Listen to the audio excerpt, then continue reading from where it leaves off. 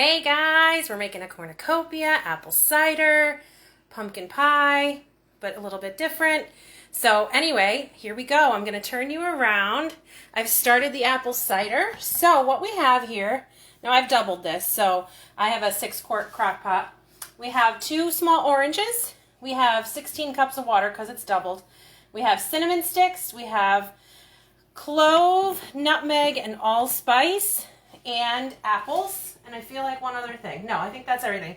And you put everything in. The oranges are in there whole with their skin, so you make sure you wash everything first. And you just dump everything in whole. Super, super easy. So this is the cider, and this needs to cook for 3 to 4 hours on a single batch, so I'll have to watch it and see where we're at on a double. And we're going to cook that on high for now. And in a few hours, we can come back and the apples will be all mush. And we take the oranges out. You don't want to squish the orange. And if it starts to burst, you want to take that out, the recipe says.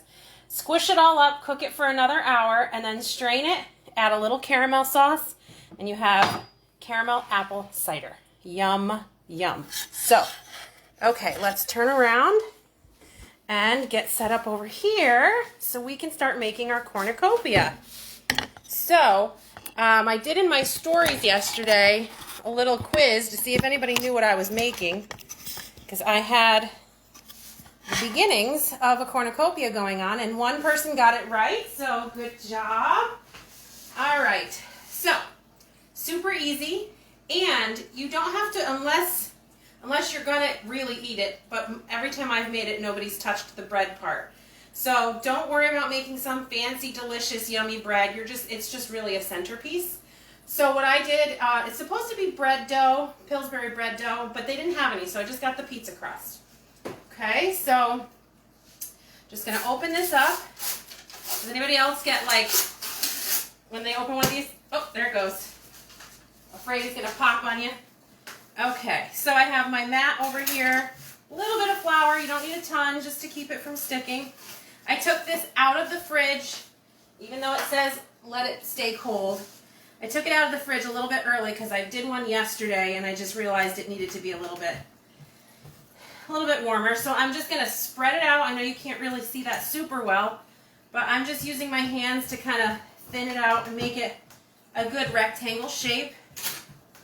You don't want to make it too thin, but 2 packages should be enough. So what I did here, this is just aluminum foil, and I used it yesterday and today, and I just kept stuffing it and wrapping it and stuffing it and wrapping it until it was the shape I wanted. Now I will say, if you look at recipes, they have this hook, the end of the cornucopia, like really twisted around. I would not recommend that. It's hard to get the foil out if you're doing that. Maybe you wrap it. Yeah, I just wouldn't recommend it. I was trying to think of a way, but this will be a sufficient cornucopia this way. And then, so I made the shape, and then I sprayed it with oil, and I just rubbed it to make sure it was really coated. Okay? So then I have my pizza dough here and my pizza cutter. Bread dough is, like I said, what the recipe says, but they didn't have that. So I'm just going to make strips. 1 strip. Just keep going. Make them generally about the same. However, as you're going, they stretch a little. It's okay. It still looks beautiful, even if it's not perfect. I have to teach myself that all the time. Okay. So the way I did it is I started on the end and just sort of cupped the end with the dough. I do find that this parchment paper is a bit of a pain in the neck to start with. I put it on there after. Okay, and then start wrapping. Now, this way is going to be probably your fastest and easiest. One trick, or tip, I would say, is make sure that your end ends up near the top, especially when you're at this tip. Because if not, it will fall apart at the bottom. And while it's baking, it'll fall down while it's baking. And then you'll end up with an open side, which happened to mine because I had forgotten that tip when I did it last time. So I'm just going around and around. Just make sure you cover all the spots. You don't have to pull and stretch the dough. It pulls and stretches enough itself. But you do want to make sure it overlaps. And you just keep going around and around. Make sure it overlaps. You don't also, FYI, do not, like manhandle this so that it's like super, super squished onto here. You want it to be loose enough to get out. And be patient with the getting out process because it's not always peaches and cream. Sometimes there's a little bit of friction, a little bit of trouble doing that. And it's okay, just be patient. It'll come out eventually. So anyway, I had a little trouble with that last night, which I didn't have the last time. So I was like, what's happening? Okay, so this is, this is not super challenging stuff we're doing here. It's more of a coordination thing. If you have coordination issues, maybe do 2 people. Oh, stuck. All right, round and round we go. And normally I wouldn't make you watch all of this. See, now we're here. This is the underneath side. So it's okay that it's ending there because this is going to be flat on the pan. It won't fall. So we don't have to worry about that. But normally I wouldn't make you watch all of this, but there's more steps at the end here.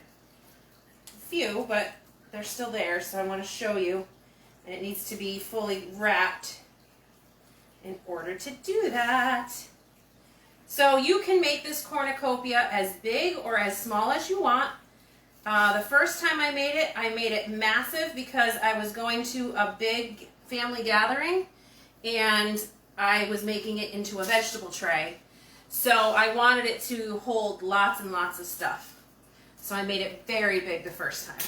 But this time, I'm just making it to show you guys and to give snacks to my ladies here.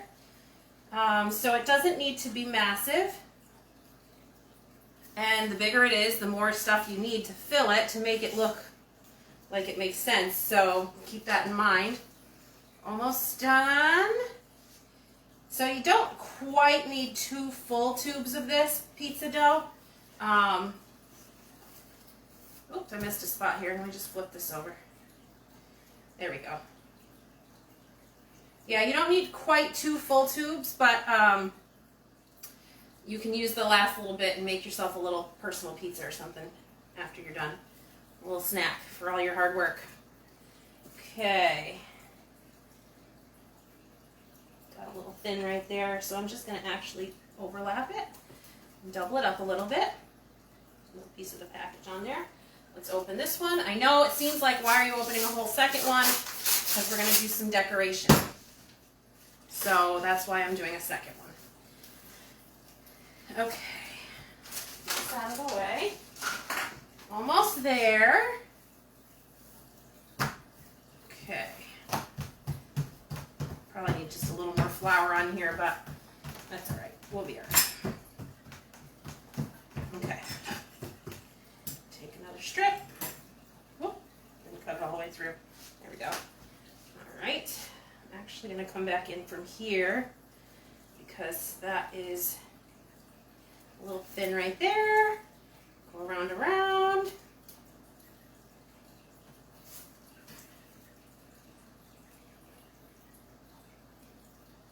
Okay. One more strip and we should be good on this piece. I am going to put the parchment back down now because now it's starting to get a little friction and I don't want it to do that. Okay. But it moves around too much otherwise. Let's just do, oh, tip. Very, very important.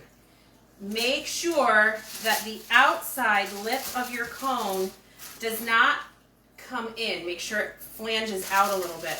Because if not, man, it's even sticking to this.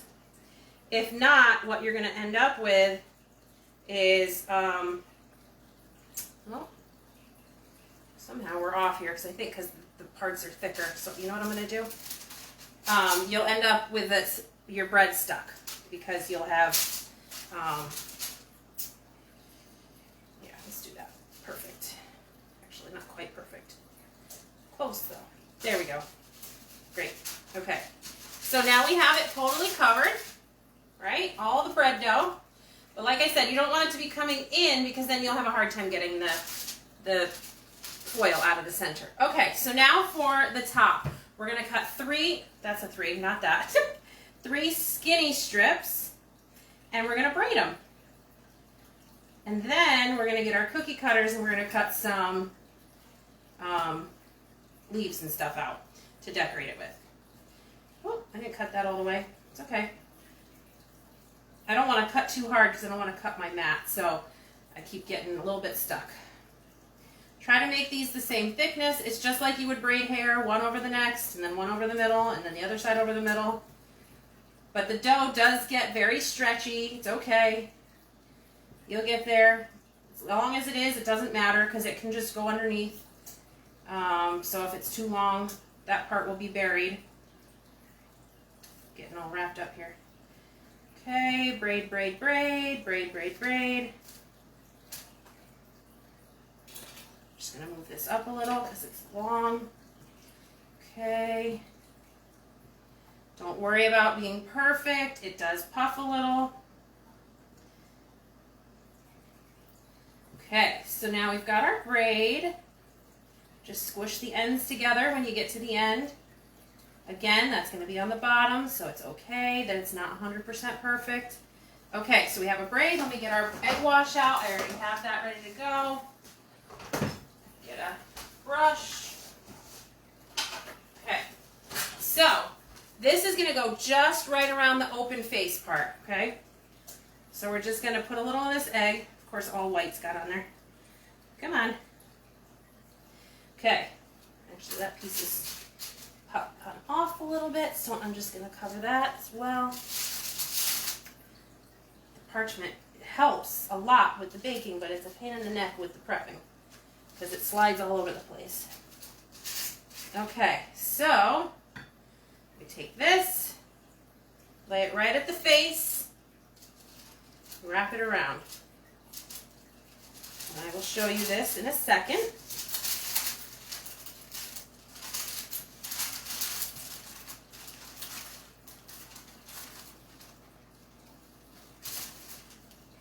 Just a little spot there. So I'm going to take this excess braid and I'm just going to put it right there. No one's going to know because it's on the bottom. Okay. There we go. Beautiful. And then we're going to take our cutters. I have these cute little fall shapes. You got to really squish them down or else it'll stretch too much and you won't have the shape anymore. So I'm just going to do a couple of shapes. If you have bigger cutters, that would look cute too, but I only have these little ones, so just different little apple, little pumpkin, some oak, some maple, some whatever this is. A little more. Okay. So now I have all these shapes. The rest of this dough can be turned into a little pizza. Very little, but still. Okay, we're going to just put some more egg wash here, and we're just going to put our leaves and stuff on. Just the egg wash is to attach it first. Put it however you like it. Not going super crazy about being perfect. Okay, and then you egg wash the whole outside.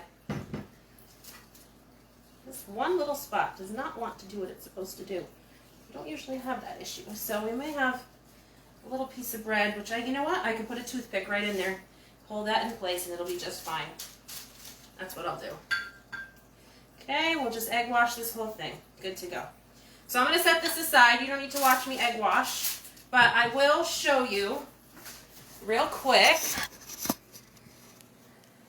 Okay, so we just wrapped around the end, and then around and around and around. And then we've got some leaves and a braid on the front. Okay? So, I'll put this aside and we can look at the one that I already did. We get all this stuff off the board. So the apple cider's going. The pumpkin, you know, I didn't even put a timer on that pumpkin pie. I should probably check that. Okay. There, get all that out of the way. And dun, dun, dun, dun, we have a cornucopia. So, so pretty. Let me check this pumpkin. see. It's close. It's on the edge. Let me do a knife test.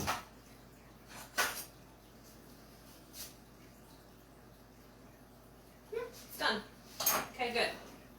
So what I did for the pumpkin pie, and then we'll talk about that. Unfortunately, I won't be able to show the end. But I baked it in a flat pan like this with just crust on the bottom. Because what we're going to do, super exciting, that I saw with everybody with COVID and the, you know, all the fears. I don't think I'm allowed to say COVID because Facebook might shut it off. But all the fears of people touching everything and everybody having to be extra careful. You take a round, like biscuit cutter or cookie cutter, or whatever shape you want really. You could do leaves if you wanted. And you go around and you cut the pumpkin pie out into individual servings like that. Super cute. So that's what we're going to do with that. And then I will put that on my display. So this is the one we did last night to get ready for today. And I'll just bring this over to show you. This is what I was talking about on the back. Making sure you don't have openings that will flap down. Make sure that the parts where it connects sort of ends on the top in the beginning, because there's nothing to hold it together. So, and then I kind of pulled it apart accidentally, but it still looks beautiful and perfect and good to go. So we put this on some sort of a nice platter or a nice tray. Okay, and we're gonna do this. That can hang right off the edge, it's fine. Grapes. Grapes are something that everybody wants. You know what? Hold on. Let's shove these in there first. Grapes are a good thing to have because people love to just snack on those. But it's hard to eat them when they are all attached. So I'm gonna show you what I do with that. I'm gonna stuff some of these mandarins in the inside just to kind of fill it a little bit. Because I don't want to shove grapes in there. I'll never make it. We want the grapes to be falling out, and we'll save a few mandarins for the outside. Okay. So you take the grapes and you just snip little bundles off of your big bundle here. And so when people come and they want grapes, they just pick up a bundle or two and move on. And not everybody's back picking and fingers all in there and good to go there. They don't have to be tiny. They could be a little bit bigger if that's how you like it. But then you have these little bundles ready to go. So we're going to throw these. No, we're not going to throw them. That would be bad. We're going to put these. Just coming right in here. Actually, I'm going to just come right up here on this one.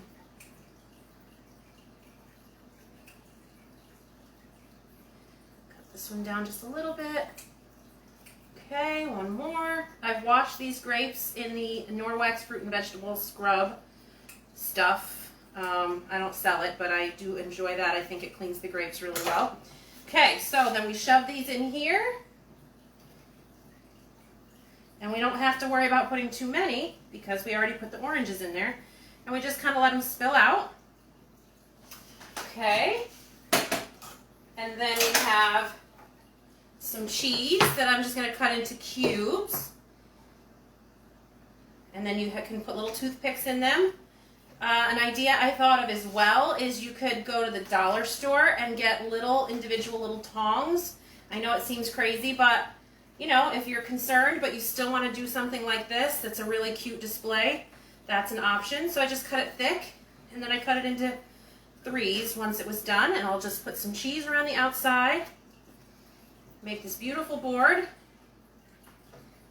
And then I put some of these big whole pieces of fruit as well on here. Okay. Super fast. If you need something to take to a gathering, this does not take long, the board part. You'd want to probably make the thing ahead of time. But super easy. Got just some cheddar and some Colby Jack. You can do all kinds of things of cheese on here. You don't have to just stick to two kinds, but I was just keeping it simple. And then I'll put some over here, and I'll put a pear over here, and I'll put a couple of oranges over here. I'll put this white cheese in the back corner because people will be getting cheese from both sides so they can get it from different angles. We'll put a pear in the back and we'll put a pear right here in the front. Okay, got our cheese going. Put a couple oranges around. Put one here, one there. Maybe even one right on top. Okay. And then I have a couple of bowls that are probably too big. They are, so I'm not going to worry about that. I'm going to put a handful of almonds on a corner. You can put this in a little bowl. I didn't get a little enough bowl. Just have those kind of spill out. I could actually bundle up these grapes a little bit more and make a little more room. Okay, so I've got some almonds. Got some cashews. Again, you could put them in a little bowl. Put them on the back corner, just a few cashews, and dropping them on the floor. And then I've got some dried fruit. So this cutting board has nice grooves around the outside, so I can line the fruit so that it sort of has a place to sit if I wanted to. And I might actually just come back in and fill in the spot right here. And then that little line in the crease will hold it together. A couple of figs. Put a few figs over here. A couple figs right here. Might put a few apricots right there too. And I have some crackers.